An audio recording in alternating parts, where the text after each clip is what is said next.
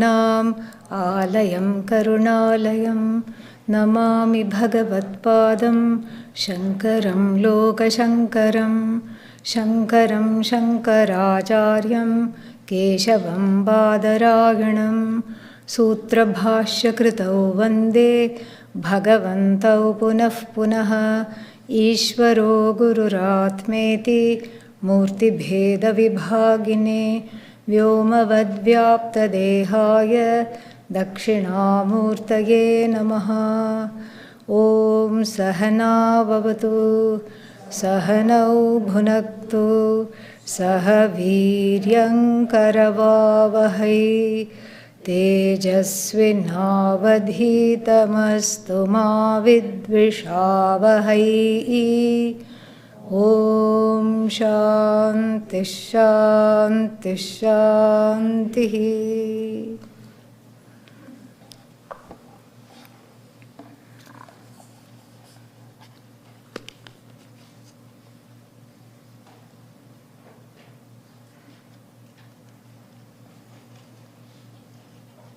Some very nice verses are coming and we will look at them.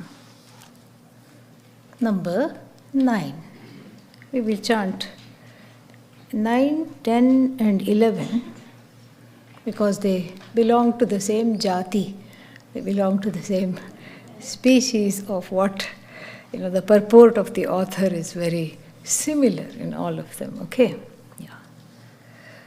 क्षणे क्षणेऽन्यथा भूता धीविकल्पाश्चितिर्न तु मुक्ता सुसूत्रवद्बुद्धि विकल्पेषु चितिस्तथा। क्षणे क्षणेऽन्यथा भूता धीविकल्पश्चितिर्न तु मुक्ता सुसूत्रवद्बुद्धि विकल्पेषु चितिस्तथा। मुक्ताभिरावृतं सूत्रम् मुक्तयोर्मध्ये ईक्ष्यते तथा वृत्तिविकल्पैश्चित् स्पष्टा मध्ये विकल्पयोः। मुक्ताभिरावृतं सूत्रम् मुक्तयोर्मध्ये ईक्ष्यते तथा वृत्तिविकल्पैश्चित् स्पष्टा मध्ये विकल्पयोः। नष्टे पूर्वविकल्पे तु यावदन्यस्य नोदयः निर्विकल्पकचैतन्यम् स्पष्टं तावद्विभासते। नष्टे पूर्वविकल्पे तु यावदन्यस्य नोदयः निर्विकल्पकचैतन्यम् स्पष्टं तावद्विभासते।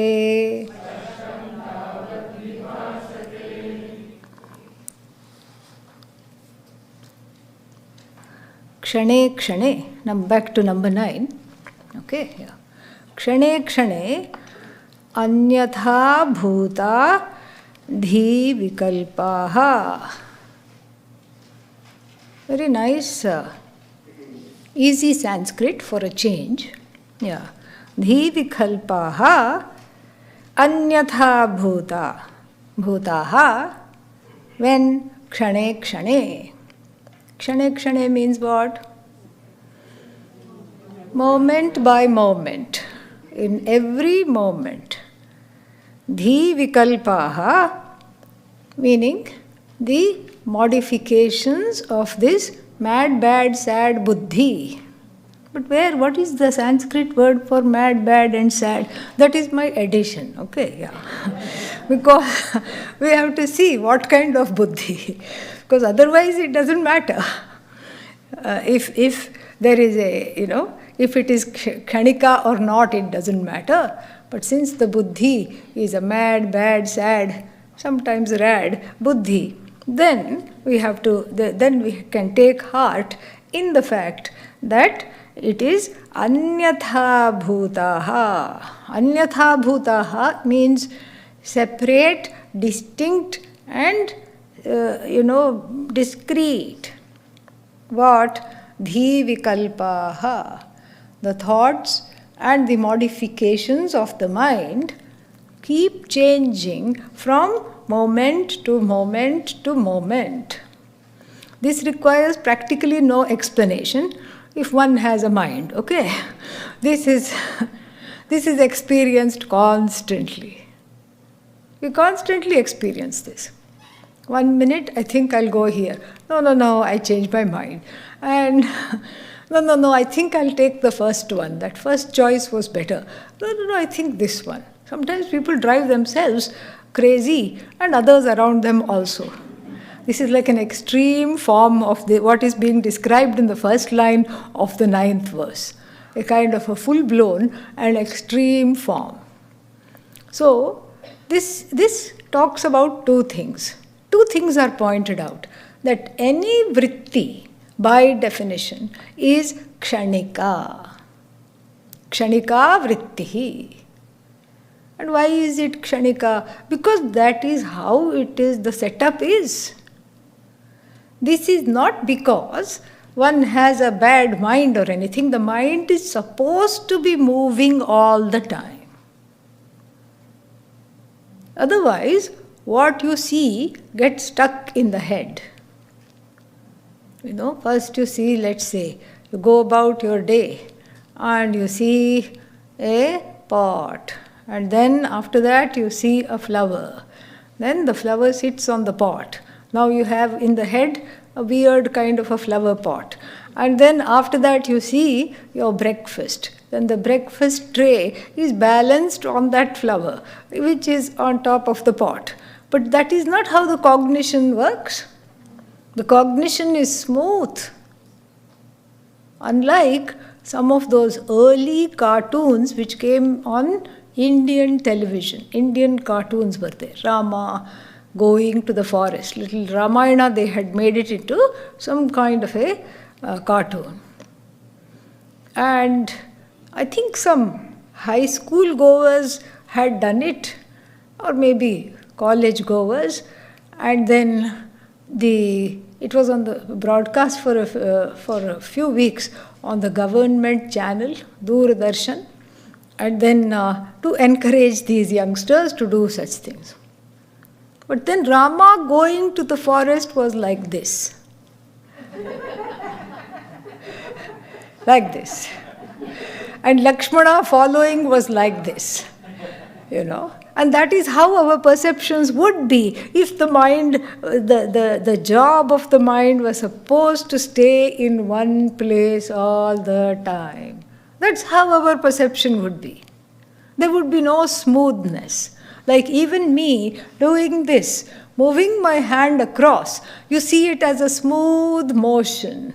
No wrinkles, no jerks, no pauses. It's like pause, play. It's not there. It's a smooth motion. Why? Thank God the mind is kshanika. Thank God the vrittis are kshanika. This is a blessing. This is a great blessing because we are able to perceive objects, and then after one object has been perceived by whichever means of knowledge, hearing, seeing, everything, tasting, etc. After pakoda, ice cream, you're ready for. So you see, everything kshanika, one by one. So So like this, it doesn't stay. It doesn't stick. It doesn't stay. This is because the Jagat is like that. The Jagat is in constant motion, and to interact with and appreciate the Jagat, what do we need? We need also to be in that constant motion alone. The mind needs to be in that motion. Otherwise, even if a car is coming, you won't know how to duck, because by the time that is perceived, because something else is stuck in the head, and then on top of that you see the car moving, it is not. It is all clear. Ever fresh, ever new, and ever momentary are the inner vrittis. The vrittis that arise in the mind, by the time they are named, they are gone. Born, gone. Born is gone. This is the vritti. Where? In the mind. And outside, the Jagat is not faring any better, because the Jagat also born is gone. Remember, we talked about that the first few days. Born is all the names and forms. Born is gone. And you can put it in any order. Gone, born is gone, born. Born is gone is born. Basically, that's what it is. And so, here, this is, made very clear, that the mind is something which is kshanika. In fact, this is Arjuna's complaint after being told by Lord Krishna to meditate in the 6th chapter, also known as Dhyana Yoga. And Lord Krishna spends a lot of time. Sit in one place, don't dangle from a tree, not too high the place should be, or don't, sit in a pit, it should not be too low, and then, have the head, back and neck in a single straight line. Regulate the breathing so that the exhalation, inhalation are of roughly the same length. Do not look here and there. Close your eyes. The gaze is soft. The eyeballs are not restlessly jumping around. All this, Lord Krishna spent so much time to discuss, only to have a complaining Arjuna ask a question. He complains about the nature of the mind. Pramathi, it is stubborn, balavat, dhridam, it is stubborn. The mind has a mind of its own, and it is extremely fickle. Chanchalam hi manah Krishna. Fickle means chanchala. Pramathi balavadhridam. Tasyaham nigraham manye vayoriva sudushkaram. You ask me to catch the mind. I would rather catch a fistful of air and bring it to you. It's like the mind is like air, and how do you know where the air that has blown from here gone over there? In fact, this is our bane from the last 2 years of the pandemic. We don't know how far it travels. We don't know where our own breath, is trapped in this whole trajectory of the air going from one place to another, and we cannot say, please don't go over there. We cannot say, that person has a lot of comorbidities, don't go over there. We cannot direct the air. 1 minute here, 1 minute there. That is the nature of the air. And so, Lord, Arjuna, in response to the Lord's desire for him to get a hold of the mind, says this: the mind is like the wind. And the Lord agrees, yes, this is nishchita, this is true. The mind is chanchala alone, yes. Why? Because it is supposed to be. It is supposed to be chanchala. Otherwise, if you see something that is really frightening or you don't like maybe an accident on the highway, it will be stuck with you forever. Thank God it is not like that. And so he agrees. But he gives an upaya, a remedy by which the mind, despite its chanchalya, despite its fickleness, can be mastered. One can have, it's not about mind control. It is about having a say over the ways of the mind. You don't control desires, you don't control the mind, you certainly cannot control the anger. It is all about learning to have a say over the ways of the mind. So, in other words, the lesson here is, don't be quick to say, never mind, where the mind is concerned. Stay with it a bit. And he gives two small and very profound upayas, which we will discuss as these verses unfold. One is abhyasa, and this is what is going to be talked about. Abhyasa means repeated practice. Practice of what? Mantra japa. Repeated practice of mantra japa. And then the other one is Vairagya. Oh, where did suddenly Vairagya come into the picture? Vairagya is internal, first internal. The thought comes, and we already talked about this. And what is your job? Put a full stop. Put a full stop. Then it will dissolve. Another thought comes, put another full stop. Usually, all the thoughts in the form of sentences are run-on sentences. We saw that, each one running into the other, clashing into the other. And here, learn to put a full stop after each and every thought. This is the practice of Vairagya. So that will come later. But here, what is talked about is kshane kshane, in every moment, anyatha bhutaha dhi vikalpaha chitihi. Dhi vikalpaha. The modifications of the mind, meaning all kinds of thoughts that arise in the buddhi, antahkarana, by extension, all of them are momentary and distinct from one another.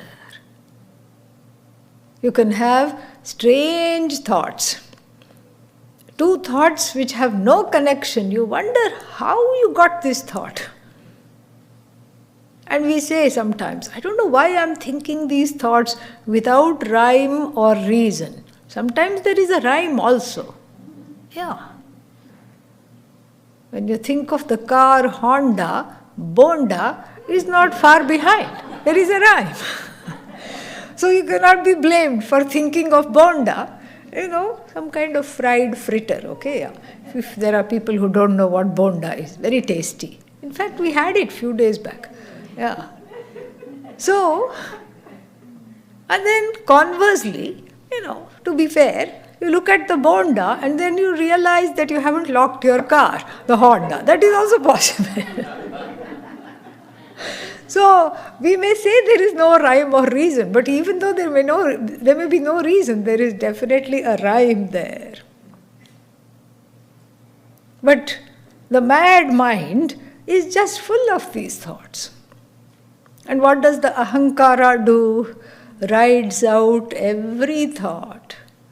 Like a small child, a kindergartner at an amusement park going on each and every ride. Disney or wherever. The child insists on going on each and every ride, one after the other, and think of when it gets off the final ride, if it is still conscious, what kind of a state it will be in. All completely exhausted. This is what happens to the human being. Which human being? The human being that is not in this room, without Vedanta. We have to feel good about ourselves. Yeah. We have to pat ourselves. We have to say shabash. Yes. So, this is without Vedanta, this is like a toddler going on an amusement park and insisting on going on every ride. The one that goes like an ellipsis, the one that goes this way, the one that jumps up and down, the one that goes the roller coaster, the big one, the small one, the one that goes round and round, till even last Janma's lunch comes out. And this is basically, this is what the thing is. After that, why child, even if an adult does this, then, the one is not fit for any transaction afterwards. This is how one leads one's day. So what does it mean, riding every thought? The thought goes in various kinds of, formations. Up, down, round, roundabout, U-turn, detour, jumping, zip-lining, and what is that, bouncing off of a trampoline like. The thought is like that. And the I notion, the ahankara, which we have talked about before, this I notion, when it embraces the mind and misidentifies itself as the mind, becomes exhausted following this mind, or in fact becoming this mind. Ahankara is Chidabhasa, we saw that. And then, so the Chidabhasa, as it were, identifies with the forms, with everything, with the mind, with the thoughts, with everything. And so, sad thoughts, mad thoughts, difficult thoughts, core issues coming up for an airing, fears, tears, anxieties, recurrent issues, relentlessly pounding on the head. And the person identifies with it all. This is me. This is me. Not aham brahmasmi.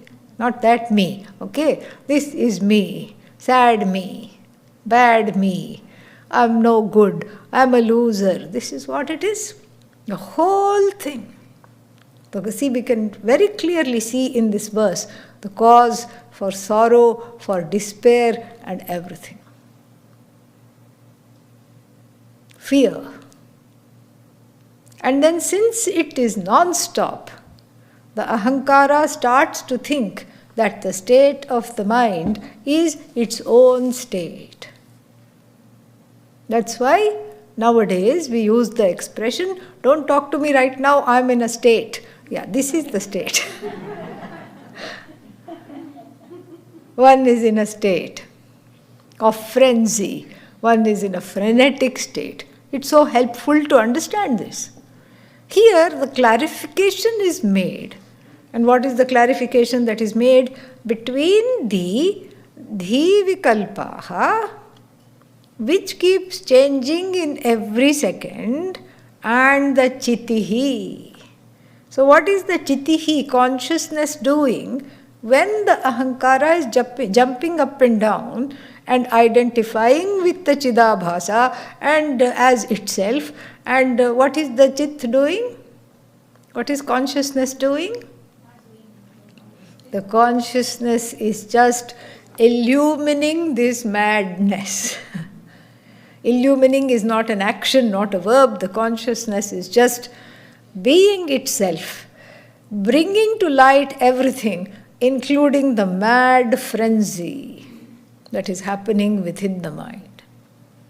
And if the mad frenzy were just the matter of things being in the mind, then perhaps it would still be okay. But then think about 7 billion people with this kind of identification in the whole universe. Can't sit still, it leads to action, and then result of action. It leads to, we already saw that, karta syat punya papayoho.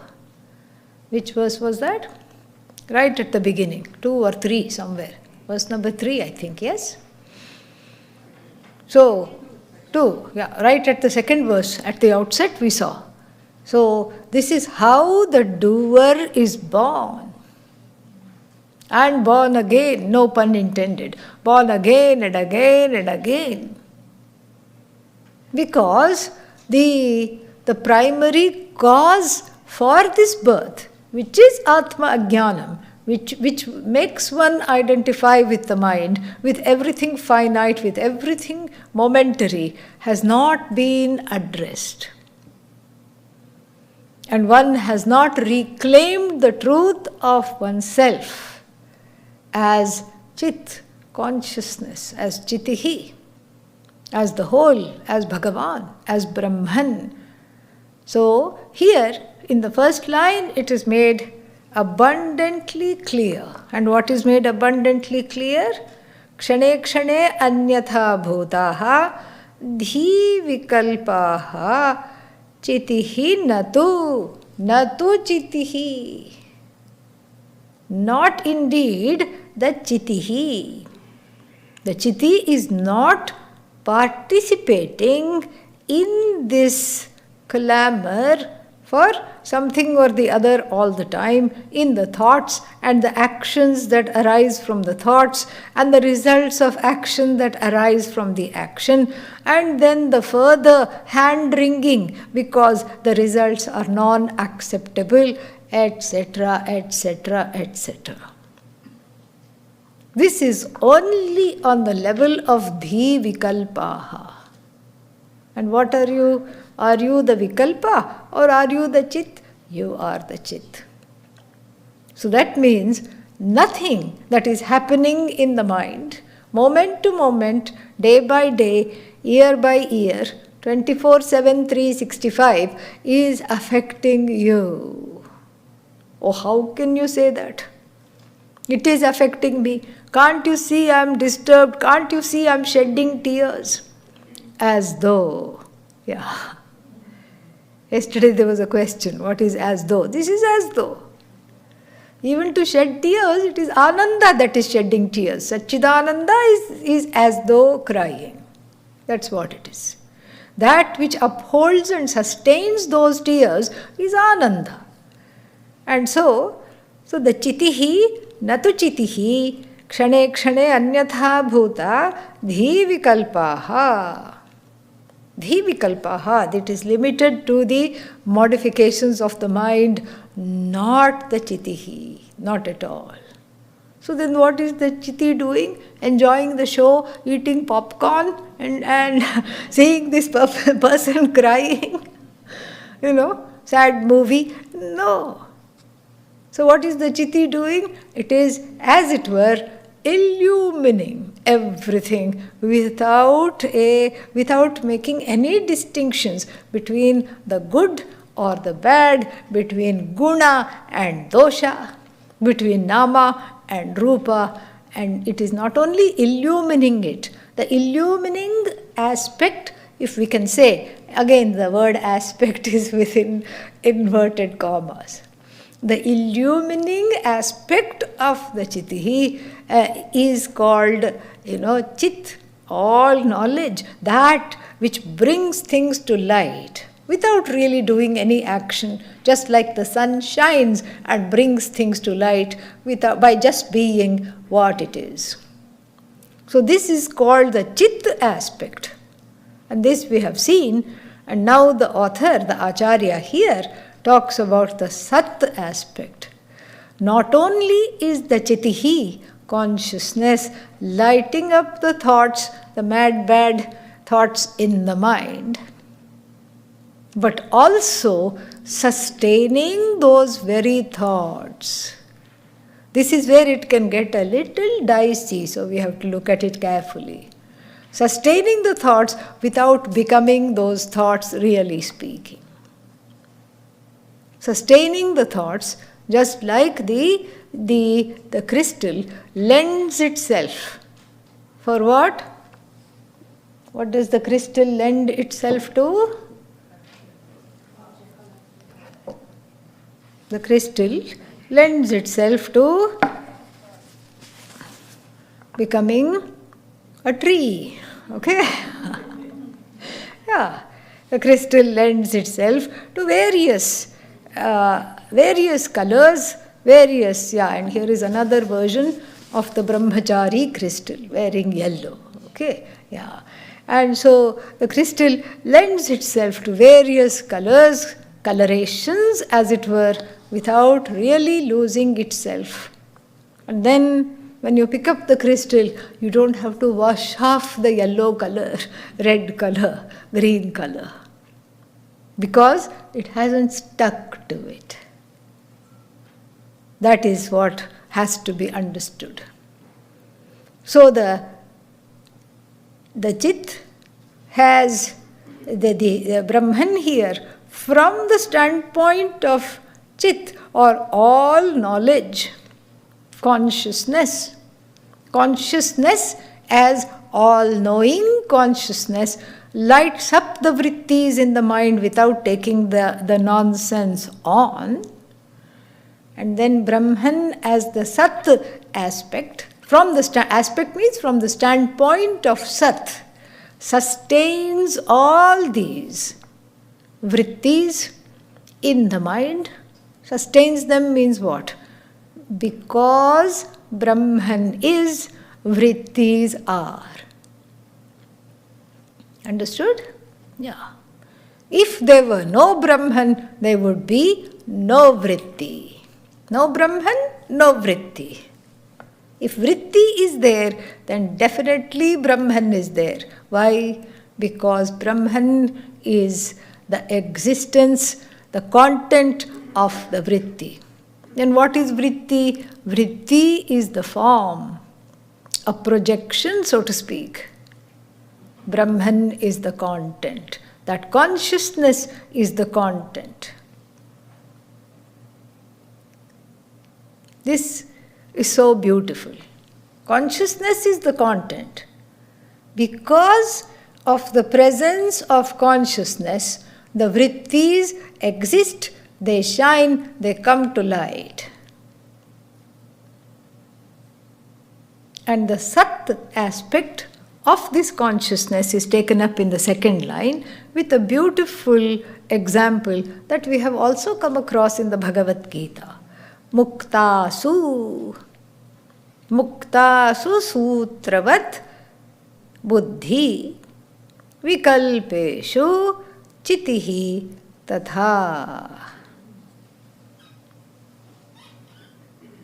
Mukta here means pearl.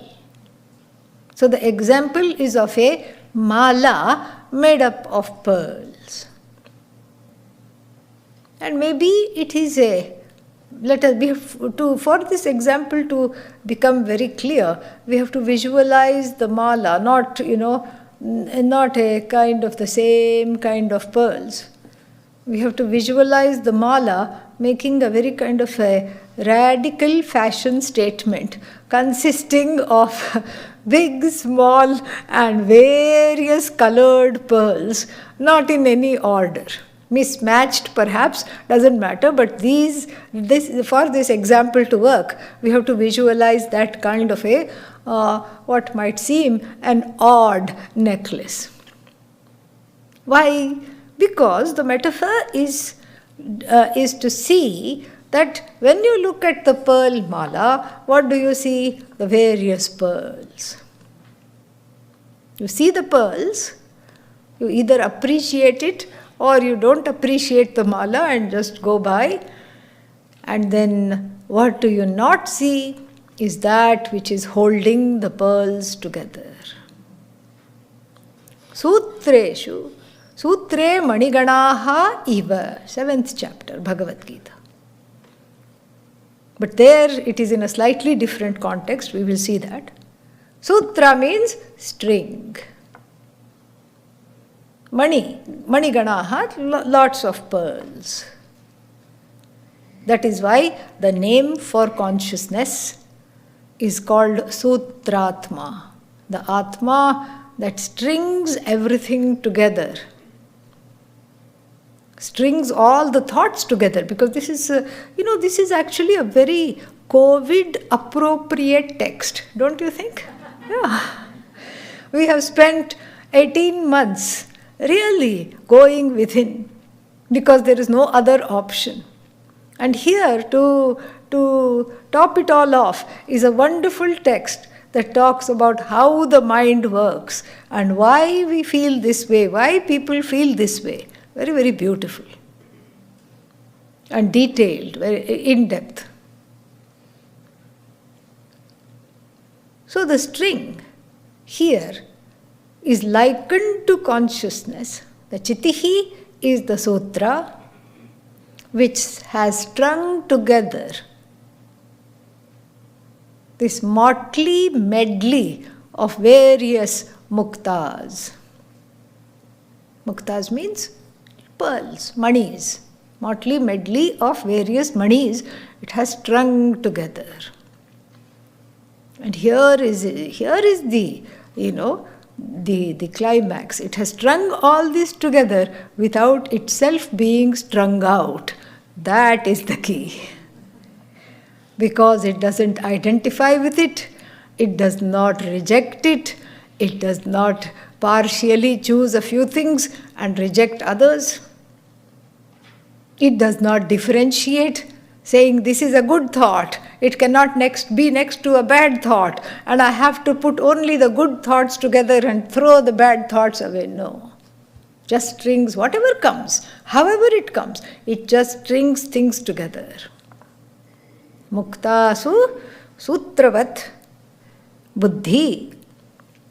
So the buddhi is like the pearls. The buddhi we have to add here, we have to put a few words here in the to make the verse come alive and to make complete sense. So within these the muktas, the various muktas are the buddhi vrittis, which are the vikalpas. Vikalpas means options, choices, divisions, duality, multiplicity. Various ideas come, competing ideas that fight with one another. And the mess of this thing called the mind is presented in the form of a mala. Do you see why I told you to imagine a mismatched mala, so that this metaphor will work. So when you see the mala, nobody even thinks of the string. The string is taken for granted, yet it is the most important part of a mala. And this is a lovely metaphor. Without the string, the mala is not mala at all. No mala. So the mala, for it to be called mala, it presupposes the string. And so this is the drishtanta. In the darshtanta, in that which is exemplified, the moving vrittis, faster than those, what are those things that are going to the edge of space and coming back? SpaceX missions. Faster than touching the edge of space and coming back, each vritti. So many vrittis, which are moving all the time. That is why we have an expression, manojava. In the Hanuman, what is that? Yeah, manojavam maruta tulya vegam.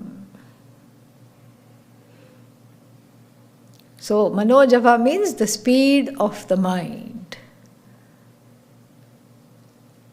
You can think of something and then you can just go there immediately. You can think of Rasagulla and then land up in Kolkata. How? Without COVID test. How to go? You don't need COVID test. This is manojava, the speed of the mind. You don't need visa, you don't need passport, you don't need anything. Freely you can go. You don't even need a ticket, you don't need to spend money. You can just go. And then come back before verse number 10 is taken up. That's the privilege of the mind. So, all these fast moving and fast changing vrittis, faster than the frames in a movie, what facilitates that? What makes that happen is the absolute still, not going anywhere, chitihi. Because the chiti is, the movement is discerned. Because the chiti is I am able to discern the movement. It's not that somebody else is discerning the movement of the mind. Nobody even knows what is going on in your mind. Thank God for that. But because of you can sense that. That itself, is what is called in this text, what will be called Brahmanubhava. Experiencing the I, not as something that is moving all the time, requires just a little bit of logic, which is in keeping with the Shruti, of course. We help ourselves to the logic to just see that anything in motion, when the motion is perceived, there must be something stationary to perceive the motion. This is a relative thing. Otherwise, you will not sense the vrittis, they will not drive you senseless, you will not be frustrated by them. You will not even know that the mind is restless. You will not complain about having a restless mind at all. Therefore, this is a very beautiful, we see the text turning, making a small turn from what we called Tvam Pada Vichara, an inquiry into the word Tvam or you, to what? Tat Pada Vichara, an inquiry into Brahman. The stillness of Brahman, which brings to light the mad vrittis, which are not outside of Brahman. Every vritti is Brahman. Brahman is not the vritti. Every movement that is sensed is Brahman. Brahman is neither the movement nor the sensor of the movement exclusively. Brahman is, the sensor is Brahman, the seer is Brahman, Brahman is not the seer. Hearer is Brahman, Brahman is not the hearer. The witness is Brahman, Brahman need not be the witness all the time if there is nothing to witness, like in sleep. But it's still chitihi, still consciousness, still present, still there. And what does it illumine? It illumines nothing in particular. Shuddho jadyam prakashayet. We saw that earlier. It illumines the fact that there is nothing going on, like in sleep. It illumines the presence of the vrittis in waking and their absence in sleep. When does Chitti go to sleep? Never ever. Never ever goes to sleep. So we see this slight turn. So we see the Tatpadabhimukha, this Laghu-Vakya-Vrtti becoming a little more, broadening the lens from just looking at the human mind and all its machinations to understanding that that which, quote unquote, underlies, that which is the adhishthana, the truth of all the thoughts, is that Brahman which you sense, which you experience. When? All the time. That is why we spent so much time yesterday talking about the content of each thought. So the vrittis are mad, but then where is this, how do I sense that these mad and moving vrittis, how do I sense that restlessness? How do I witness that restlessness? Because in every thought, we talked about how there are two components. the variable and the invariable. The variable comes and goes, whether it's objects without or within. Oh, now I'm hungry, now I'm sad, now I'm upset, and now I'm distracted, now I'm sleepy. Because it's that time in the Vedanta class where I regularly nod off. So so this is, this is all internal witnessing perceptions. This is all variable. Hungry, angry, sad, mad, sleepy, awake, all these things.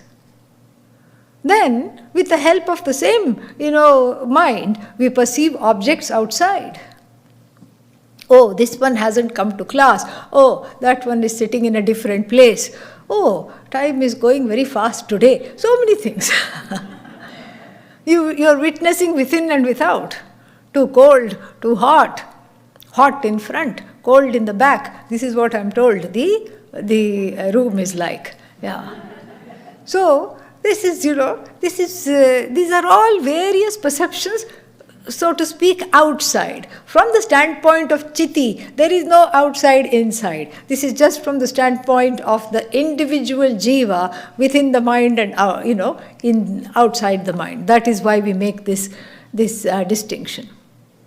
So all these perceptions, whether they are internal, within one's body-mind complex, or whether they are quote-unquote external, outside of one's body-mind-sense complex, those are all, they all comprise the variable component of the thought.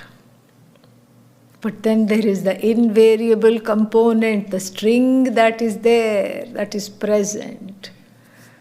That one is absolutely still, and its job is to sustain these differences, and its job is to broadcast the differences without undergoing any change whatsoever. That is what is you. That is Brahman.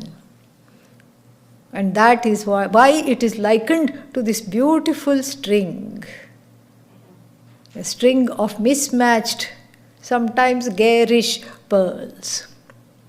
After meditation, it's a beautiful mala of symmetrical, each pearl has Om Namah Shivaya inscribed on it. Very nice mala. But before meditation, or after coming from a terrible encounter with somebody else, it is a motley medley, a mala which is a motley medley of various muktas. And so, this to recognize this itself shows that there is that stillness. Next one. Muktabhihi avritam sutram.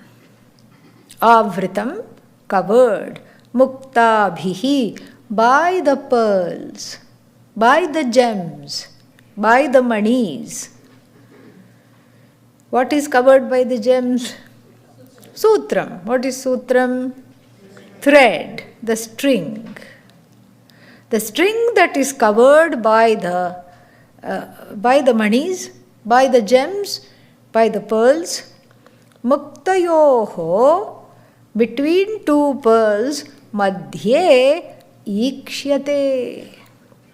Muktayoho madhye. That's why in Sanskrit we have the dual.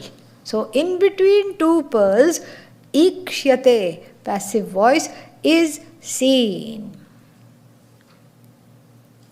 So, even a tightly strung strand of pearls, if you make a little attempt and you go in between two pearls, you see a little flash of a string which again disappears. So you know the presence of the string with a little effort. Yes, it is true, you can't see the string when you see the pearls. But you go like this between two pearls and then you see briefly the string. So what? Tatha, this is the example.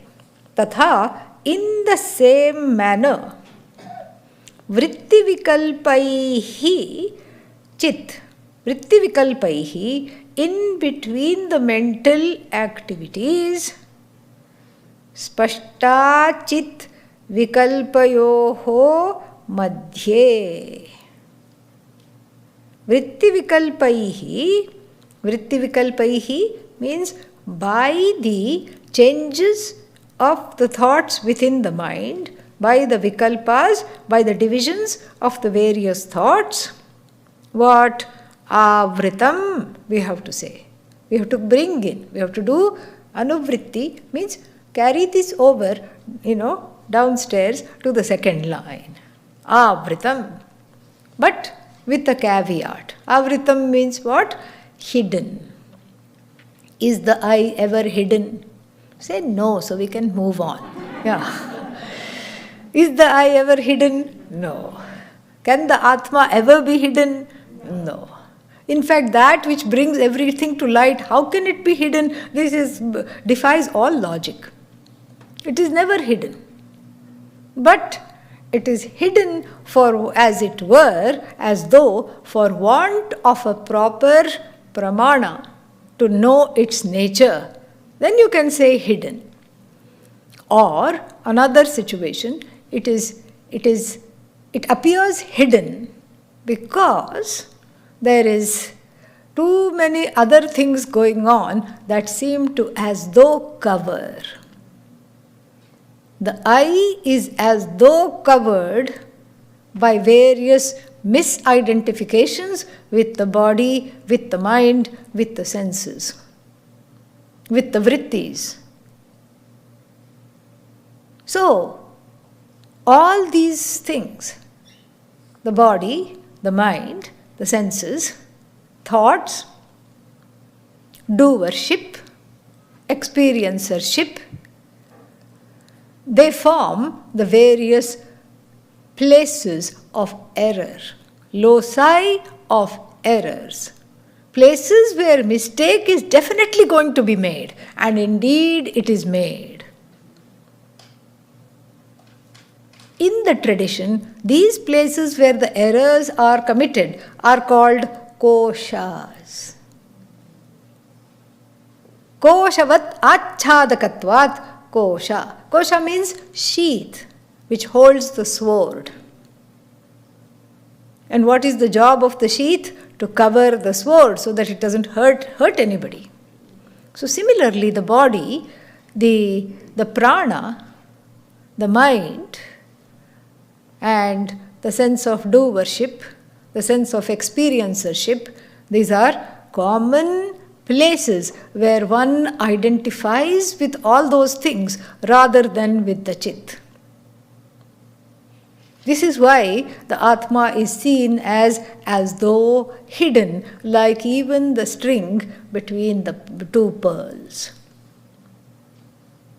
So between two vrittis, one is quick to identify with the vrittis, so there is no between at all. There is a run-on from one vritti to another. Which is why I suggested right in the outset, in the first couple of days, that the inner sentences that keep punctuating, editing, abridging, sometimes elongating the outer world, commenting upon the world, both within and without, we need a full stop. This is terrible, full stop. But it's always happening, full stop. It's always happening to me, full stop. Full stop. That is why Bhagavan has put us in masks. Yeah. For the last year and a half. Cover the mouth. And contemplate. This is why there is a reason for everything. And so, this full stop, the inability to put a full stop, makes the whole world into a mishmash of a series of run-on sentences. Terrible. And so much so that one cannot extricate oneself at all, and one feels like one is of no use. Either vyavaharically speaking. Is that a word? Yeah. Or paramarthically speaking. One is of no use.